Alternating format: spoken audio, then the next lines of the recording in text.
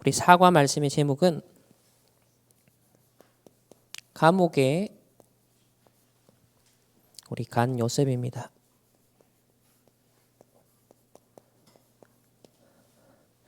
지난주에 노예로 갔던 요셉에 이어서 이제 감옥, 억울한 누명을 쓰고 감옥에 간 오늘 현장인데요. 한 주간 동안 또 말씀의 인도 속에 또 성취 속에 하나님이 인도하신 줄 믿습니다.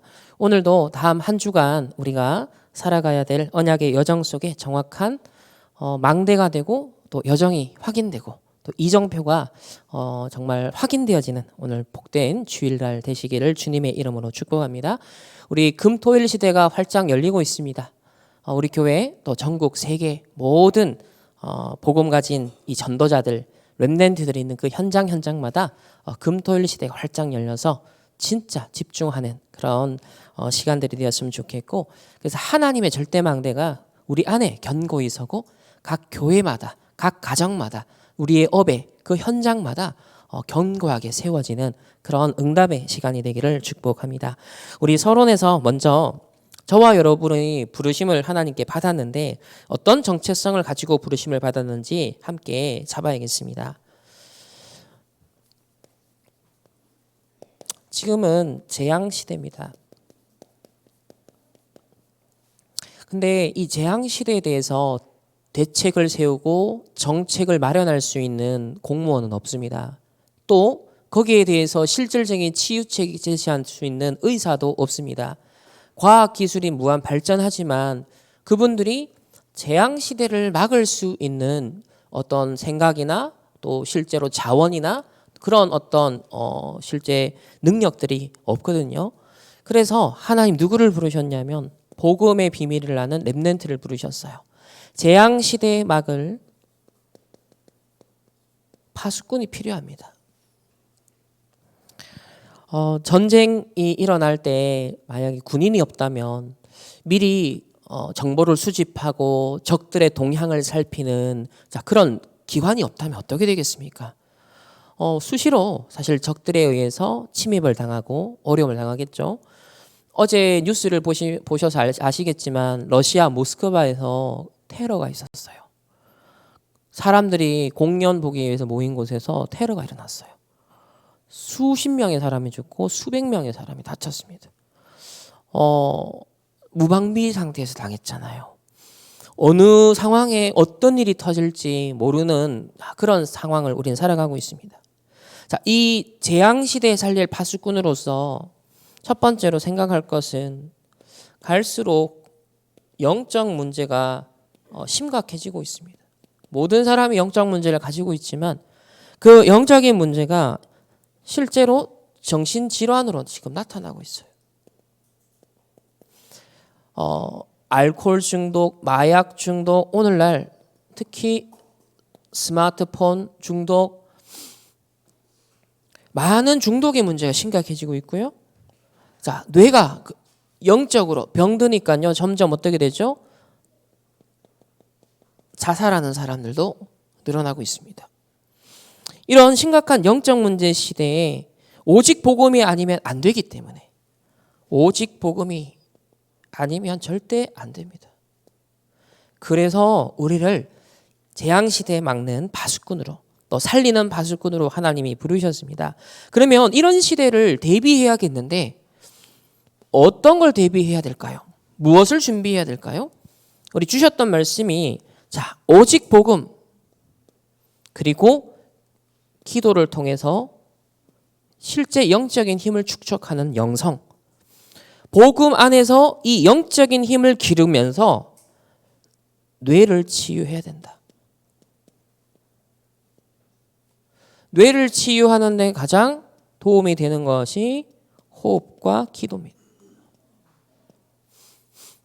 그래서 이거는 의사만 하는 게 아니라 모든 복음 가진 성도들, 렘넌트들이 이제 여러분 가족, 이웃, 업의 현장, 직장, 사회 이렇게 문제들이 만연해지기 때문에 오직 복음으로 기도의 힘을 가지고 실제로 뇌를 치유하면서 도와줄 수 있는 그 파수꾼이 필요한 거예요. 이걸 지금부터 망대를 세워 나가야 됩니다. 두 번째로 그러기 위해서 우선순위로 둬야 될 것이 영적 서밋입니다. 요셉이 하나님이 요셉과 함께 하시더라 그랬거든요. 이 영적 서밋을 우선으로 누리면서 이 힘을 가지고 여러분의 업, 여러분의 학업, 기능 서밋이 나와져야 됩니다. 이때 이 재앙 시대를 막고 살릴 수 있는 파수꾼, 그게 바로 문화 서밋이죠. 지금 의사 파업이 계속되고 있거든요. 의사로서 정당하게 마땅하게 해야 될 일마저도 다른 이해관계 때문에 막히고 있는 상황입니다. 그러니 근원치는 더더욱 우리가 기대할 수 있는 곳이 아무 곳에도 없어요. 오히려 3단체가 명상운동하는 사람들이 특수한 방법을 가지고서 접근하며 근원치유를 하겠다라고 나서지만 그 배경의 뿌리에 네피림이기 때문에 문제가 되거든요. 심각한 후유증이 따라옵니다. 그래서 시급한 것이 빨리 복음 가진 자들이, 구원받은 하나님의 사람들이, 복음 가진 교회들이 하나님의 정확한 언약을 붙잡고 영적 서밋, 기능 서밋, 문화 서밋으로 인도받아야 돼요. 도전해야 됩니다. 그래서 우리가 집중 기도해야 되는데요. 그 내용으로 주신 것이 예수님이 처음부터 마지막까지 일관되게 강조하신 내용이 있습니다. 그게 갈보리산, 감람산, 마가다락방인데 그거를 펼치면요 7가지 망대로 요약할 수 있습니다. 물론 훨씬 많겠지만 우리가 뇌가 용량이 제한되어 있잖아요. 전도자가 확인하신 게 한 7가지 망대로 정리가 되더라는 거예요. 첫 번째 뭐죠? 성삼위 하나님. 성경 이야기는 처음부터 계시록까지 무슨 얘기예요? 성삼위 하나님의 창조, 인류의 타락, 그리고 다시 구원하시는 이야기예요. 성삼위 하나님의 인도와 역사를 계시하는 것이 성경입니다. 그래서 사실 7가지 망대 중에서도 성삼위 하나님 이것만으로도 끝나는 겁니다. 그런데 우리가 또 풍성히 24 누릴 수 있도록 보좌의 축복, 성삼위 하나님이 역사하시는 그 보좌의 축복이 뜻이 하늘에서 이루어진 것 같이 땅에서도 이루어지는 거예요.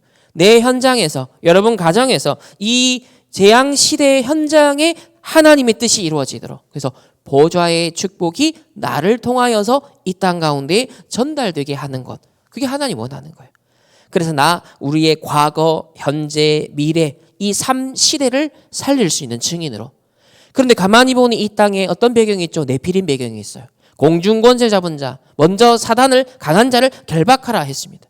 이 공중권세 잡은 자를 깨뜨릴 수 있는 하나님의 아들이 나타나신 것은 마귀의 일을 멸하기 위함이라 했습니다. 이 권세를 우리에게 주신다고 그랬거든요. 예수님도 제자들을 부르시자마자 너희와 함께하기 위함이다. 또 나가서 전도하며, 그리고 또 뭐라 그랬죠? 귀신을 내어 쫓는 권세가 있게 하려 함이라고 했어요. 네피림 꺾는 권세. 지금 3단체 어마어마한 네피림 운동 그 능력 갖고 세상을 장악했잖아요. 이거 꺾을 수 있는 것이 우리에게 영적 권세 주어졌습니다. 그리고 우리의 오력, 힘이 있어야 되는 거예요. 어제 메시지 강조하신 게 오력이 오력. 이 절대망대를 반드시 세워라. 결국 우리가 해야 될 건 뭡니까? 미래를 내다보면서 영적 문제 지금도 심각한데 앞으로 이 엄청난 후유증 재앙시대 온다. 복음 가진 교회들이, 복음 가진 성도들이, 렘넌트들이 절대망대 세워서 준비해야 된다. 이거 누리면서 세워야 된다. 미리 보면서 갖고 누리고 정복하고 성취하는 겁니다. 아니 일반적인 비즈니스 하는 사람들도요. 빌 게이츠나 앨런 머스크나 이런 사람 미리 봤잖아요. 그러니까 심지어 대학을 내가 그만두고서라도 지금 내가 앞으로 딱 보면서 해야 될 걸 결정할 정도로 미리 보는 거예요. 결국은 뭐예요? 세 가지들. 이렇게 7망대를 내 안에 먼저 심고 우리 현장, 우리 교회에 딱 세워나가야 됩니다. 이렇게 되면 우리는 움직이잖아요. 고정되어 있진 않잖아요. 현장을 계속 이동하고 있잖아요. 그러니까 언약궤도 그렇고 성막도 그렇고 왜 바퀴를 달아서 이동시킵니까? 현장성. 여정을 가야 되니까. 광야로 가야 되고 사막으로 가야 되니까. 실제 종교개혁 이후 프랑스에서 종교개혁자들의 핍박을 받아요. 그 위그노라 그러는데 위그노들이 탄압을 받는데 잔악무도하게 막 박해를 받습니다. 이때 지하교회, 우리로 말하면 지하교회인데 이 프랑스의 위구노들은 어디로 피신을 하냐면 사막으로 피신을 해요. 그래서 그걸 사막교회라고 합니다. 그래서 그 사람들이 임시방편적으로 예배의 처소를 마련하기 위해서 강대상이라든지 이런 것들 전부 다 바퀴를 달아가지고 이동시켰어요. 왜? 프랑스 이 군대들이 막 탄압해서 쫓아오고 그러니까. 그래서 저 먼 위에 절벽 위에 망대를 딱 세워가지고요. 한 사람이 망을 보고 있어요. 온다 안 온다 멀리 내다보면서 파수꾼 역할을 하면서. 오면요 빨리 동굴이나 어디 숨어 들어가는 거예요. 그걸 이동시켜가지고. 이게 프랑스 위구노들이 당했던 일이거든요. 여정이에요, 여정. 우리는 노예로, 감옥으로, 어려움으로, 갈등 속으로, 위기 속으로 끊임없이 갑니다. 이 재앙시대, 전쟁시대 갑니다. 그 여정을 가야 되는데 이길 수 있는 힘이 있어야 되잖아요. 내용이 있어야 되잖아요. 근데 그것으로 끝이 아니죠. 이정표. 갈보리산, 내가 다 이루었다라는 갈보리산 언약부터 감남산 마가다락방, 안디옥 교회 갱신이죠. 완전 그릇을 세계복음화할 수 있는 그릇으로 갱신시킵니다. 그때부터 아시아, 마게도냐, 로마 정복이라는 세계복음화 언약 그대로 성취가 되었죠. 초대교회가 로마 복음화 했습니다. 바울이 로마 복음화 했습니다. 이 시대에도 하나님이요 우리에게 그리스도로 시작하여서 로마 보도록 이 이정표가 237 5천 준 거 세계복음화 남아있다는 거죠. 이 재앙시대 파수꾼으로 우리가 서게 되는 왕 앞에 서게 되는 세계 앞에 서게 되는 빛을 비추는 7 이정표가 남아있다는 거예요. 성경의 증거 역사의 증거를 잡고 기도하라는 겁니다. 미리 다 기도하고 준비를 하고 있으라는 거예요. 그래서 이거 하라고 집중하라고 무슨 시대 열어라? 금토일 시대 열어라. 유대인들이 복음은 없었지만 왜 세상을 장악했냐면 금요일부터 시작해서요. 미리 앞서서 집중하는 거예요. 금요일부터 시작해서 안식일을 철저히 지키고 이 사람들은 그 기간 동안 노동을 안 하거든요. 딴짓을 안 해요. 심지어 공부를 할 수는 있지만 눈으로 읽을 수는 있어요. 펜으로 쓰지 못해요. 이 정도로 철저하게 그들의 규율을 만들어서 뭐예요? 여호와를 바라보도록 집중시킨 겁니다. 예배하도록 집중시키는 거예요. 다른 거 하지 않도록. 근데 그 예배에 집중하고 안식일을 거룩하게 집중했는데 생명과 같이 지켰는데 유대인이 정치, 경제, 문화 다 장악해버렸어요. 교육 다 장악해버렸어요. 근데 그 복음 없는 유대인들이 지금 전 세계 전쟁과 재앙의 원흉이 되고 있어요. 이번 금토일 시대 복음 가진 자들이 진짜 집중하는 시대. 세상을 레저로, 쾌락으로, 각종 즐길 문화로 막 갑니다. 이때 유럽 교회가 다 무너졌어요. 미국 교회가 그래서 다 무너졌어요. 금토일 시대에 하나님의 망대를 세워라. 하나님의 여정 갈 수 있는 준비를 해라. 그리고 이정표 따라 세계 정복할 수 있는 준비를 렘넌트들, 중직자들 하라. 이게 지금 우리에게 온 시간표입니다.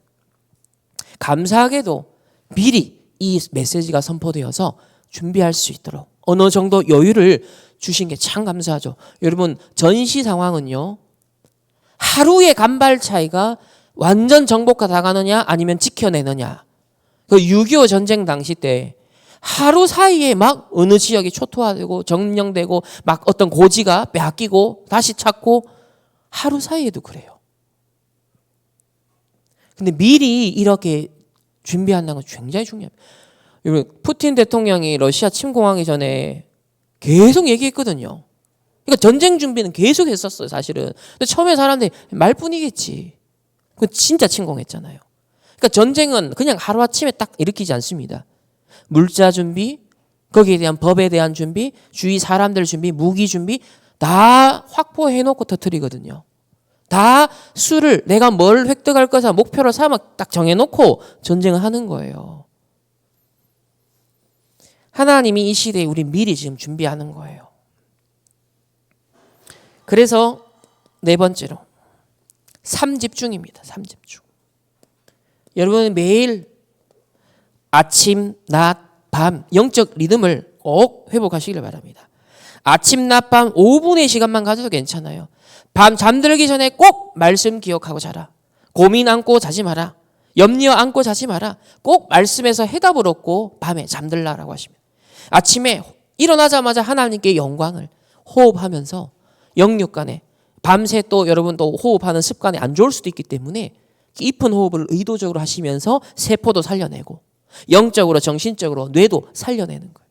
그렇게 리프레시된 마음을 갖고 출발하는 사람과 그렇지 않고 누적되는, 그러니까요, 영육 간에 지금 세상 사람들 스트레스 받고 힘들고 번아웃 되고 이래 되잖아요.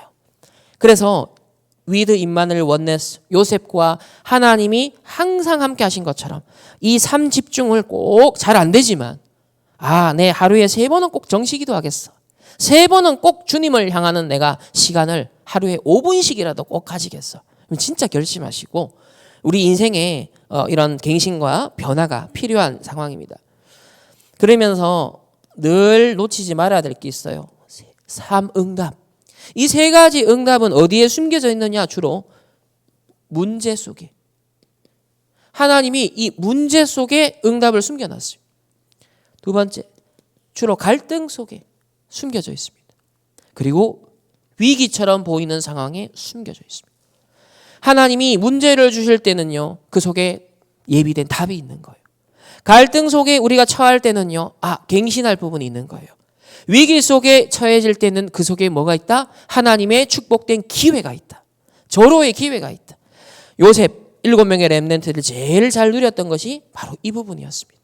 한결같이 문제와 갈등과 위기에 끊임없이 직면했는데 그 모든 것을요, 하나님과 함께하는 위드 임마누엘 원네스를 누리는 그 집중 속에서 망대를 미리 세웠고 여정을 갖고 그래 정복하는 이정표를 따라갔습니다. 저와 여러분이 그래서 강단에 집중해야 돼요. 오늘 온종일 주일에 왜 집중해야 되느냐? 왜 하나님께 집중 기도하면서 예배를 드려야 되냐면요, 정확한 언약을 잡고 정확한 하나님의 세밀한 인도를 받기 위해서. 그래서 집중하는 거예요. 목회자를 바라보는 게 아닙니다. 사람을 바라보는 게 아닙니다. 하나님이 내 인생을 주인으로, 하나님이 주권자로 인도하시는데 그 말씀을 따라 인도받기 위해서 우리는 주일날 와서 집중하고 기도하는 거예요. 그러면서 뭘 해야 되죠? 최근까지 강조하신 게 3가지 세팅하라. 편집하고 설계하고 디자인하라는 거예요. 정확한 언약을 딱 붙잡고 편집하고 설계하고 디자인하라는 거야. 우리 가정 가문의 이 흑암 대물림을 꺾기 위해서 내가 편집하고 설계하고 디자인해야겠구나. 우리 현장을 변화시키기 위해서 편집하고 설계하고 디자인해야겠구나. 그게 뭐가 될 때까지? 플랫폼이 될 때까지. 플랫폼은 많은 사람을 살릴 수 있는, 많은 사람이 와서 이익과 혜택을 받을 수 있는 공간이에요. 여기 있기 때문에, 공항에 있기 때문에, 그죠? 많은 것들이 가능해지잖아요. 오는 거예요. 플랫폼.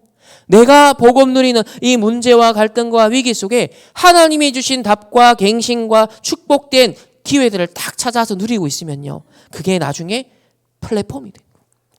이 재앙시대에 살릴 수 있는 파수꾼의 플랫폼. 어떻게 되죠? 많은 사람을 살릴 수 있는 파수망대. 보호할 수 있고 지킬 수 있는 파수망대. 그리고 전 세계와 소통할 수 있는, 이 답을 전달할 수 있는 안테나 역할을. 이게 내 인생에 딱 구축될 때까지 계속 편집하고 설계하고 디자인하라.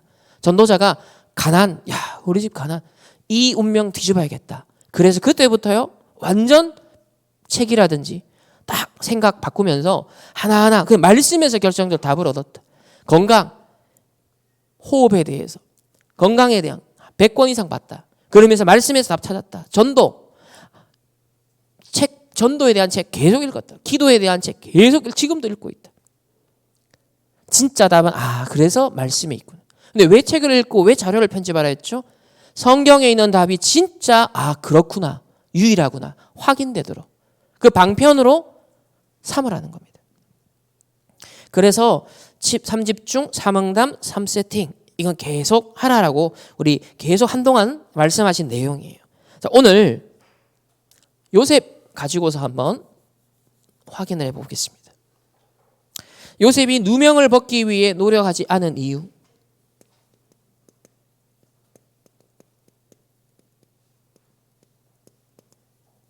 보통 누명 쓰면, 억울한 누명을 쓰면 해명하려고 하고 빨리 벗어나려고 하고, 그죠?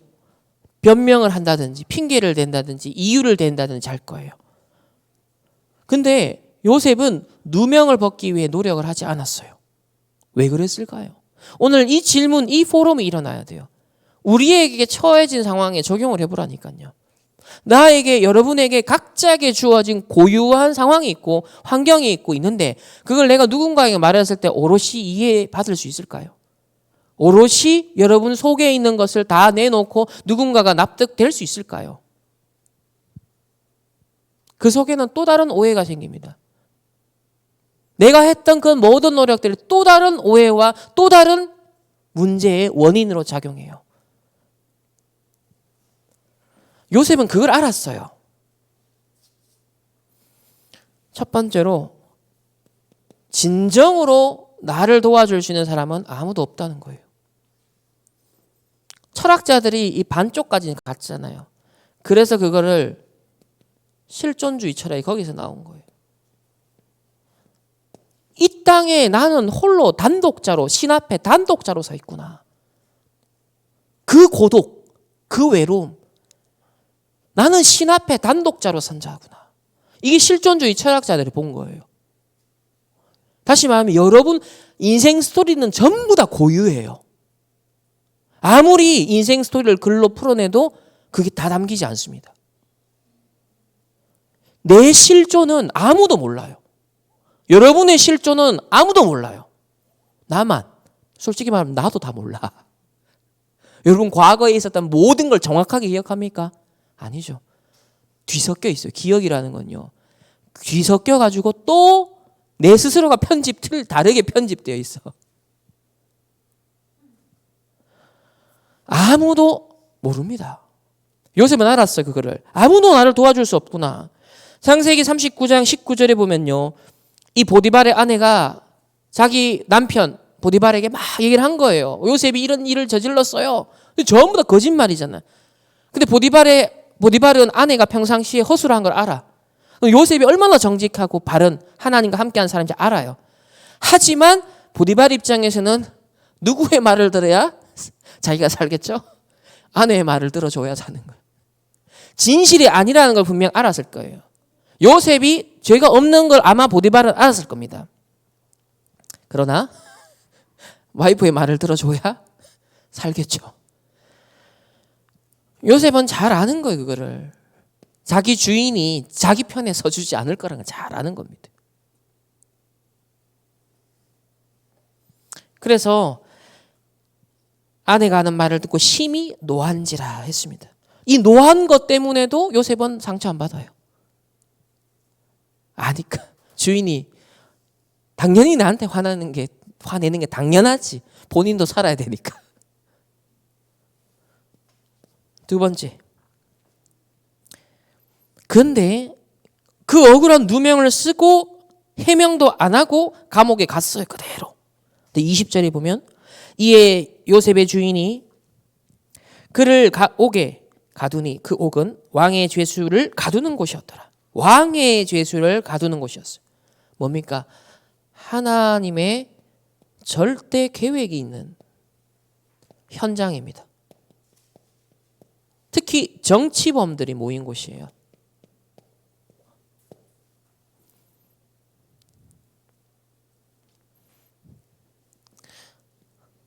세 번째는 누명을 벗기 위해 노력하지 않은 이유. 노예로 갈 때도 감옥에 갈 때도 일관성 있게 23절에 보면 39장 23절에 보면 간수작은 그의 손에 맡긴 것을 무엇이든지 살펴보지 아니하였으니 이는 여호와께서 요셉과 함께 하심이라. 여호와께서 그를 범사에 형통하게 하셨다. 이겁니다. 우리가 항상 놓치지 않고 집중해야 되는 게 이거여야 돼요. 사람도 아닙니다. 아무도 여러분을 이해 못합니다. 근데 그곳이 하나님의 절대 계획이 있는 현장이었어요. 그래서 우리가 누려야 되는 건 뭐냐? 하나님이 나와 함께하는 것. 이거 찾아 누려야 돼요. 그러니 그 상황에도 범사에 형통케 하셨다 했습니다. 그 문제가 막히지 않은 거예요. 자기의 걸림돌이 되지 않았던 거예요. 여러분 갈등과 문제 위기는 계속 옵니다. 속지 마세요. 어제는 더 강조했죠. 피하려고 하지 마라. 오히려 이 답을 미리 준비해서 그 속에 들어가라. 거기에 길이 있다. 거기에 세계복음화의 길이 있다. 그래서 하나님과 함께하는 비밀, 그리고 범사에 하나님 나와 함께하는 확신, 형통함. 이걸 가지고 요셉은 인도를 받았던 것입니다. 그래서 누명 벗기 위해서 노력하지 않았어요. 하나님의 절대 주권을 누렸습니다. 두 번째는 이 감옥 안에서 무슨 일이 일어났냐?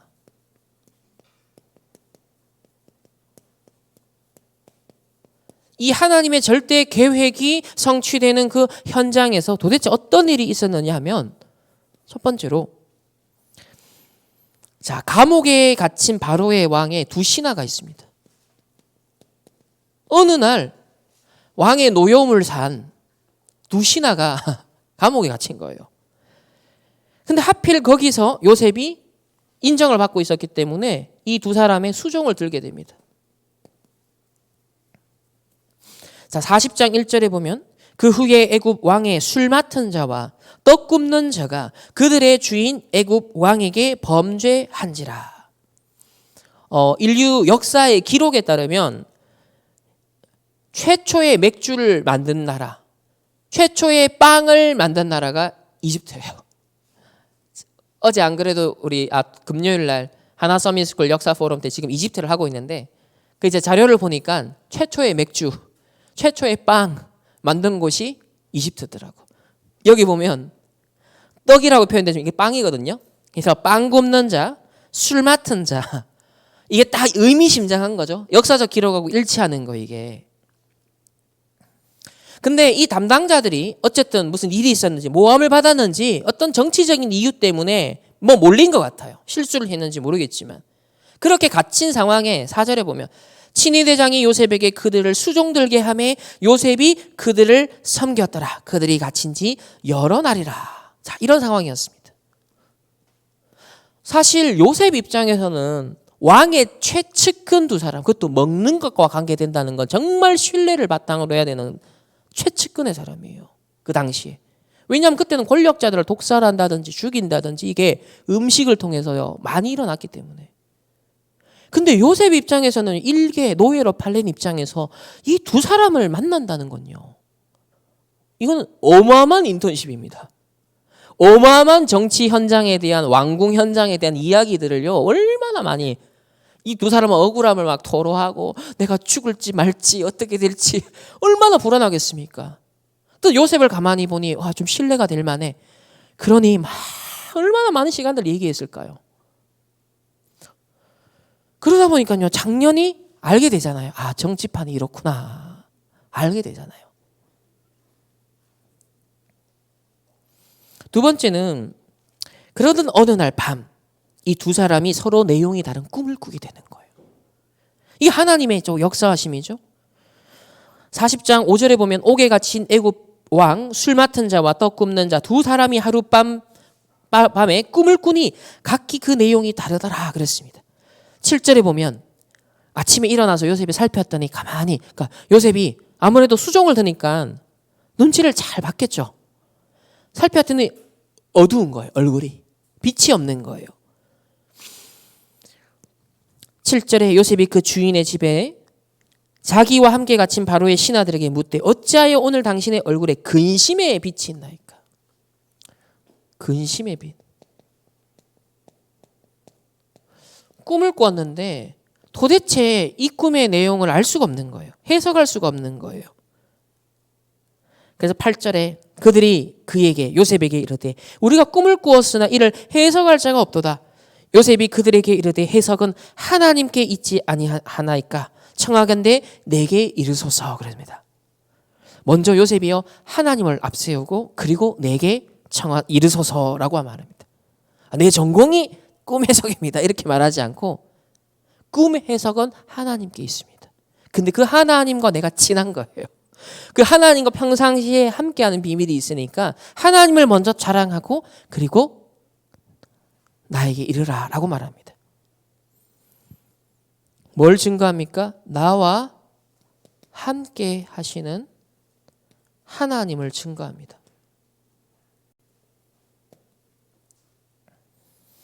결국 이 요셉을 통해서 하나님이 주시는 해석을 얻게 되죠.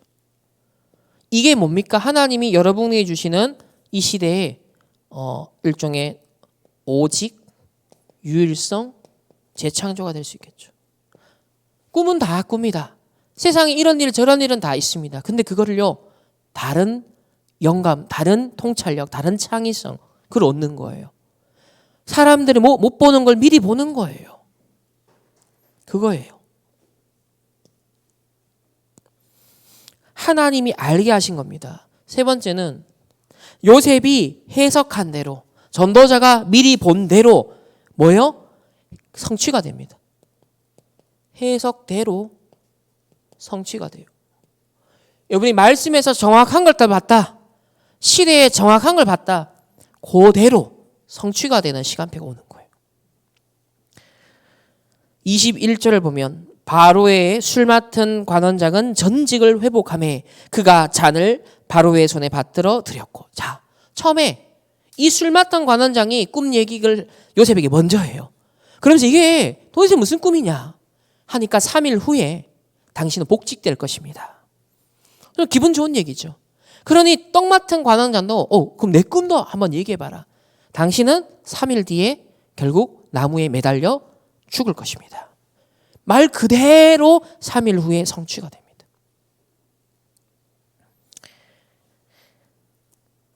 그래서 22절에 떡 굽는 관원장은 매달리니 요셉이 그들에게 해석함과 같이 되었다. 그랬습니다. 해석함과 같이 되었다. 여러분 현장에서 역할이 이거예요. 하나님 주신 말씀으로 미리 보고 답을 갖고 사람들에게 미리 답을 줄 수 있는 거예요. 치유 사역도 중요하지만 예방 사역이 한 90% 비율로 더 중요합니다. 90%. 왜? 미리 답을 주니까. 예방 사역.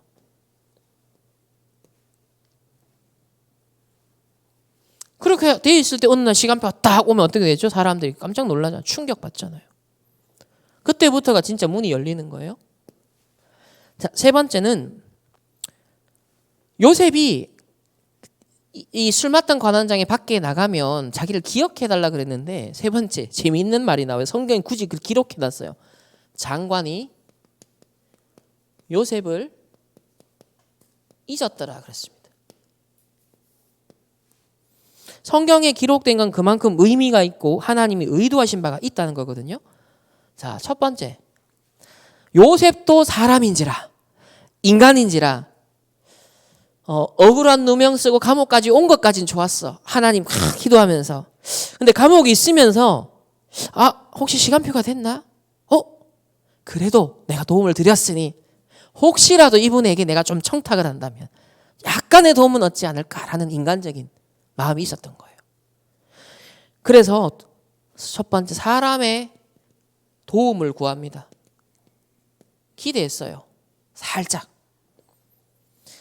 자, 40장 14절을 보면 15절 40장 14절과 우리 15절 다 같이 함께 합독하겠습니다. 시작.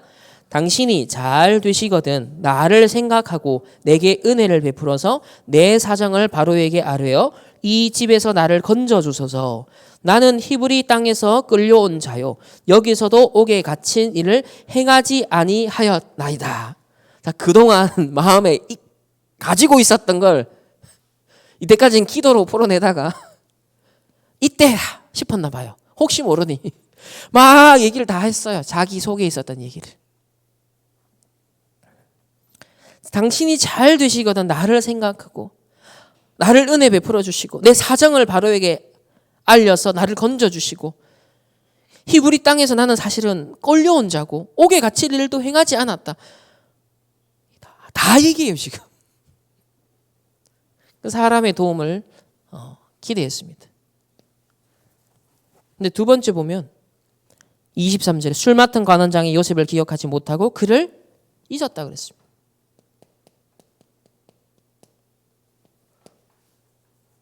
그럼 보통 배은망덕하다, 은혜도 모른다, 내 어떻게 저럴 수 있냐. 보통 사람은 이렇게 반응하겠죠. 화병 때문에 아마 스트레스 올라가지고 죽을 수도 있습니다.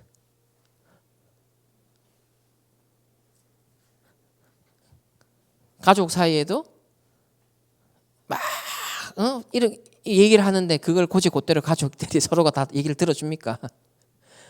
삶에 이미 고착되어 있는 습관들 기억하지 못하고 자꾸 잊어요. 세 번째는 근데 하나님의 그게 이유가 있었던 겁니다. 요셉이 30세가 되는 날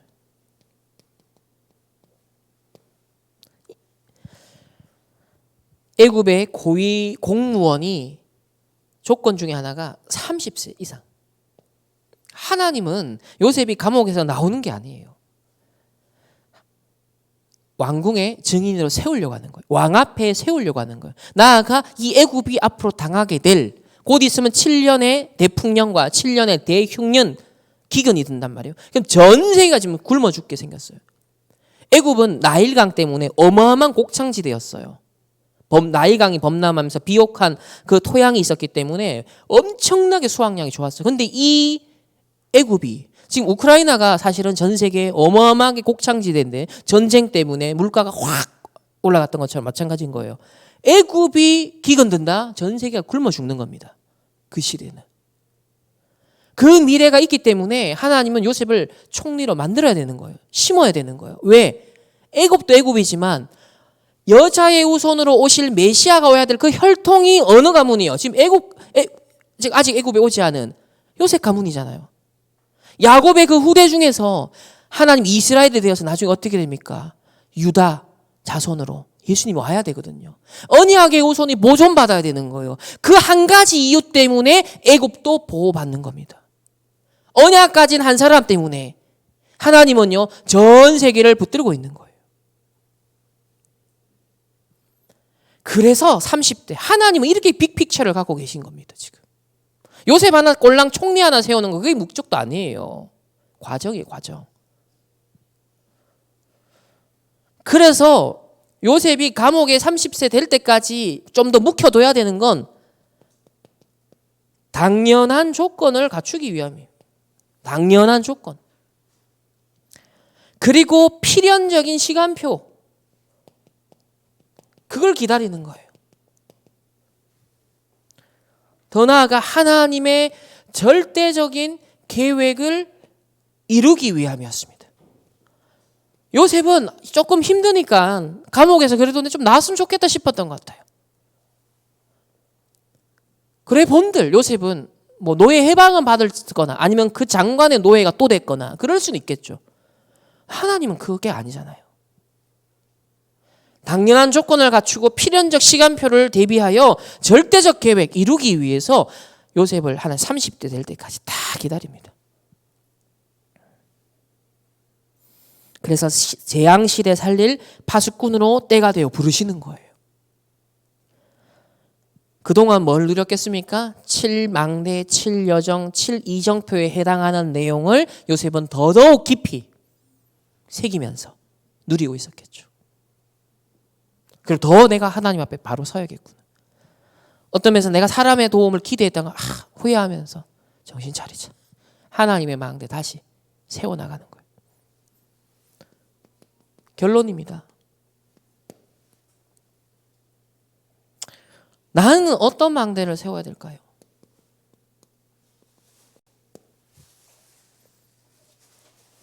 자, 첫 번째는 오직 복음만 전해야 하는 지금 재앙 시대가 되었습니다. 앞으로는 더 하겠죠. 종교와 학문과 기술은 발전합니다. 그러나 세계를 살리는 충분 조건은 되지 못합니다. 세상의 발전과 유지를 위한 필요 조건은 됩니다. 그러나 구원할 만한, 생명을 줄 만한, 재앙을 막을 만한 충분 조건은 되지 못합니다. 기술은 발전합니다. 또 그 기술을 주도하는 강대국도 있습니다. 그러나 그 강대국이 정작 사단에 노예되어 있어요.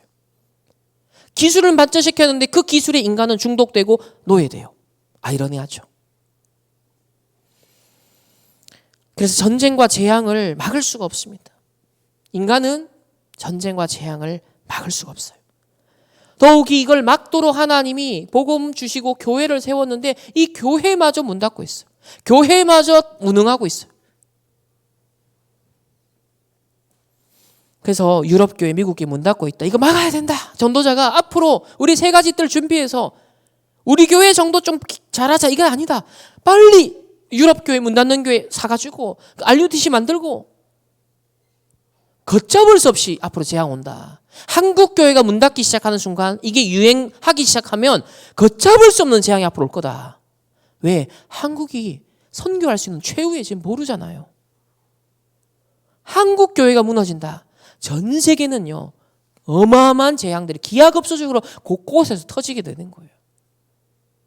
그래서 제사장 나라의 사명을 감당하도록 이 나라를 보호하시고 현재까지 붙들고 계십니다. 그래서 우리는 어떤 망대를 이때 세워야 되겠냐? 진짜 하나님 앞에 깊이 생각해야 됩니다. 그래서 두 번째, 중요한 언약을 잡아라. 어제 그래 되면 정확한 결국 언약을 잡기 위해 주일날 와서 기도하는 거다. 그래서 주일날 딴 거 생각하지 마라. 깊은 기도하면서 정확한 언약 잡아라. 어떤 주의 종을 세워도 하나님이 인도하시는 흐름이 있다. 그걸 잡아라. 흐름. 그 교회를 향한 하나님이 원하시는 흐름이 있다는 거예요. 반드시 강단을 통해서는 그 흐름이 나온다는 거예요. 뭐 한 가지 예와 이런 그게 아니라 흐름입니다. 흐름. 전체적인 흐름, 하나님의 의도. 지금 내게 하나님이 우리 교회에 원하시는 그 흐름이 있단 말이에요. 이거를 잘 잡는 게 인도를 받는 거예요. 망대를 세우는 겁니다. 정확한 언약을 잡은 마틴 루터를 도왔던 사람이 있습니다. 프리드리. 선제후 프리드리히가 루터를 딱 살리는 중직자가 돼요. 근데 당시 교황청에서 이미 파문을 했고 루터는 곧 이제는 사형을 당하는 그 시점이 다른 사람들은 루터는 할 사명을 다 했고 이제는 어쩔 수 없이 순교자가 되겠구나. 보통 사람들은 이렇게 쉽게 포기하고 생각했던 거예요. 근데 한 사람은 달랐다는 거예요. 이 루터는 반드시 지금 살아야 된다. 그래서 이 루터를 위해서 목숨을 걸고 보호자 역할을 하는 사람이 있었습니다. 선제후 프리드리. 근데요, 이 한 사람의 결단이 뭘 얻죠? 독일과 전 세계를 살린 겁니다. 정확한 언약을 그 시간표에 뭘 내가 해야 되는지 정확한 나의 액션에 대한 언약이 있는 거예요. 이걸 찾는 게 주일입니다. 금토일 시대에 이걸 놓고 계속 씨름하셔야 돼요. 야곱이 정확한 언약 이스라엘을 받기까지 씨름했잖아요. 그거예요. 우리가 집중한다는 의미가 그거거든요.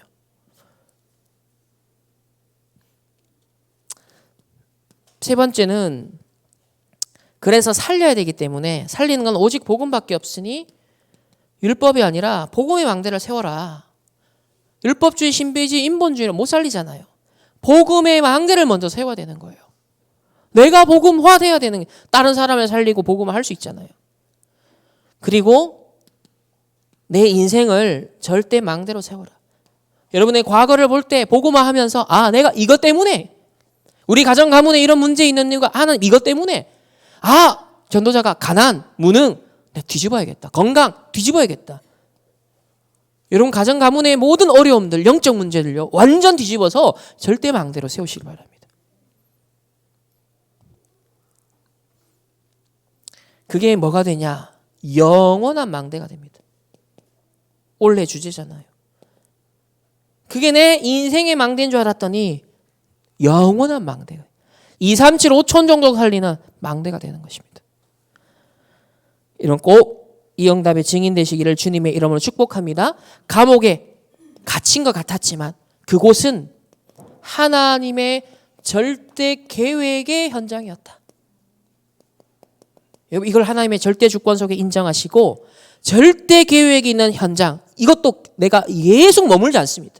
이것도 지나가는 과정입니다. 여정입니다. 이 요셉 인생 전체 속에 하나님의 전체 이야기 속에 한 부분이에요. 포기하지 마시고 낙담하지 마시고 이 시간에 주어진 그 절대 계획의 현장 속에 꼭 승리하시기를 주님의 이름으로 축복합니다. 기도하겠습니다. 하나님 감사합니다. 오늘 이 주신 언약의 말씀대로 우리의 갇힌 상황, 갇힌 환경, 안 된다라고 포기되어질 수 있는 그 상황에 속지 않게 하시고 이 절대 불가능에 도전하는 믿음을 허락하여 주옵소서. 하나님의 절대 계획이 있는 현장임을 알고 하나님이 주신 절대 망대를 세우는 모든 믿음의 사람들 되게 하옵소서. 오늘 이 드린 예물을 하나님 앞에 드립니다. 정말 재앙시대 막을 수 있는 빛의 경제 망대가 서게 하여 주옵시고 모든 가난의 저주가 무너지게 하여 주옵시며 흑암 경제를 무너뜨리고 하나님 나라 이룰 수 있는 보좌의 경제를 하나님 누리는 증인되고 업이 되고 학업이 되게 하옵소서. 지금은 우리 주 예수 그리스도의 은혜와 하나님의 무한한 사랑하심과 성령 하나님의 내주 인도 역사하심이 감옥에 갇힌 요셉이 절대 계획의 현장으로 누렸던 것처럼 절대 망대 세우기를 언약으로 붙잡는 모든 주의 백성들 개인과 만남과 가정과 업과 흩어지는 모든 현장 위에 이제로부터 영원토록 항상 함께 계실지어다. 아멘.